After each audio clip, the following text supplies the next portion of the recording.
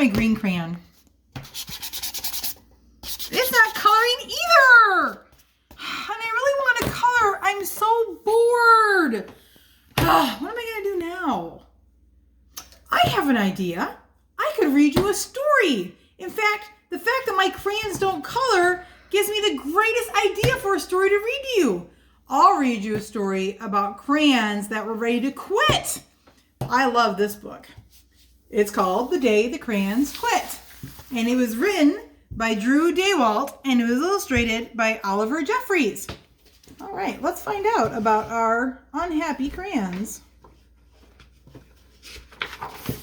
All right, here we go. One day in class, Duncan went to take out his crayons and found a stack of letters with his name on them. To Duncan.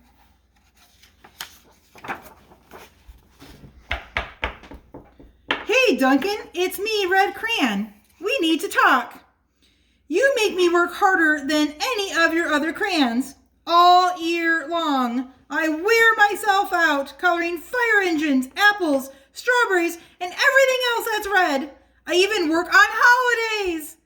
I have to color all the Santas at Christmas and all of the hearts on Valentine's Day. I need a rest. Your overworked friend, Red Crayon.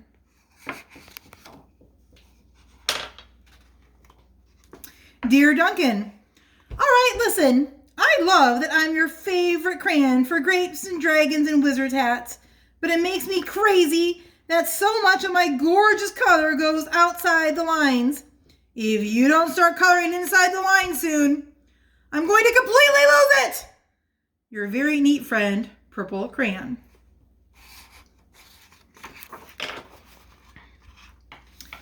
Dear Duncan, I'm tired of being called light brown or dark tan because I am neither.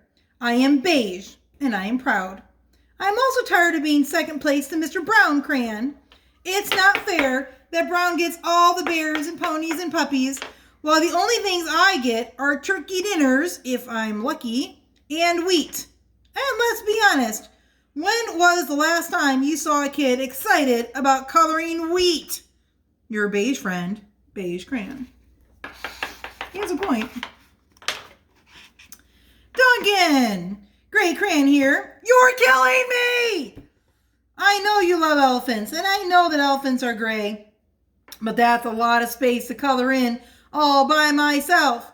And don't even get me started on your rhinos, hippos, and humpback whales. You know how tired I am after handling one of those things? Such big animals. Baby penguins are gray, you know. So are very tiny rocks, pebbles. How about one of those once in a while to give me a break? Your very tired friend, Gray Crayon. Dear Duncan, you color with me, but why? Most of the time, I'm the same color as the page you are using me on, white. If I didn't have a black outline, you wouldn't even know I was there. I'm not even in the rainbow. I'm only used to color snow or to fill empty space between other things. And it leaves me feeling, well, empty. We need to talk. Your empty friend, White Crayon. I like his little cat picture. Hi, Duncan. I hate being used to draw the outline of things that are colored in by all the other colors, all of which think they're brighter than me. It's not fair when you use me to draw a nice beach ball and then fill in the colors with the ball with all the other crayons. How about a black beach ball sometime? Is that too much to ask? Your friend, Black Crayon. Dear Duncan, as Green Crayon, I'm writing for two reasons. One is to say that I like my workloads of crocodiles, trees, dinosaurs, and frogs. I have no problems and wish to congratulate you on a very successful coloring things green career so far. The second reason I write is for my friends Yellow Crayon and Orange Crayon, who are no longer speaking to each other. Both crayons feel that they should be the color of the sun. Please settle this soon, because they're driving the rest of us crazy. Your happy friend, Green Crayon. Dear Duncan, Yellow Crayon here. I need you to tell Orange Crayon that I am the color of the sun. I would tell him, but we are no longer speaking. And I can prove I am the color of the sun too. Last Tuesday, you used me to color in the sun on your Happy Farm coloring book. In case you've forgotten, it's on page 7. You can't miss me. I'm shining down brilliantly on a field of yellow corn. Your pal and the true color of the sun, yellow crayon. Well, he has a point. There he is. Dear Duncan, I see yellow crayon already talked to you, the big whiner. Anyway, could you please tell Mr. Tattletale that he is not the color of the sun? I would, but we're no longer speaking. We both know I am clearly the color of the sun because on Thursday you used me to color the sun on both the Monkey Island and the Meet the Zookeeper pages in your Day at the Zoo coloring book. Orange, you glad I'm here? Ha ha! Your pal and the true color of the sun, Orange Crayon. Well, he has a point too. There they are. Dear Duncan, it has been great being your favorite color this past year and the year before and the year before that. I have really enjoyed all those oceans, lakes, rivers, raindrops, and rain clouds and clear skies. But the bad news is that I'm also so short and stubby. I can't even see over the railing in the crayon box anymore. I need a break. Your very stubby friend, Blue Crayon. And he is kind of short.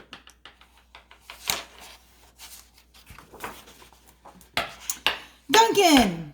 Okay, listen here, kid. You have not used me once in the past year. It's because you think I'm a girl's color, isn't it?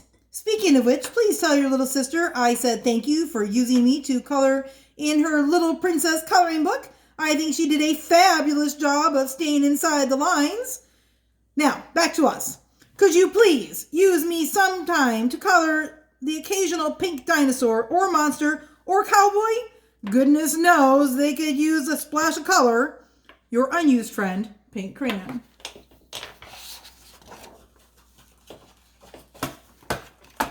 Hey, Duncan. It's me, Peach Crayon. Why did you peel off my paper wrappings? Now I'm naked and too embarrassed to leave the crayon box. I don't even have any underwear. How would you like to go to school naked? I need some clothes. Help! Your naked friend, Peach Crayon. Aw, poor Peach. Well, poor Duncan just wanted to color. And of course he wanted his crayons to be happy. And that gave him an idea. When Duncan showed his teacher his new pictures, she gave him an A for coloring. Wow! Look at that. He's got an orange whale and a pink airplane and a green hat on the wizard and an orange sun. And a yellow sky. This looks great. No more fighting between orange and yellow. That looks awesome. Even red got a break. And the teacher gave him an A+ for creativity. Well, that was a great story.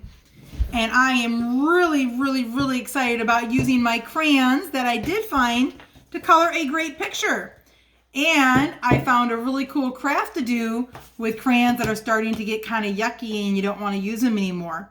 And we'll do that in our next video. But you know what? I enjoyed reading The Day the Crayons Quit so much that I think I might spend some time and read the sequel to this book called The Day the Crayons Came Home. Also written by Drew Daywalt and illustrated by Oliver Jeffries. So why don't you come join me again tomorrow and we'll read this one. Thanks so much, guys. Hope you have a great afternoon. Bye-bye.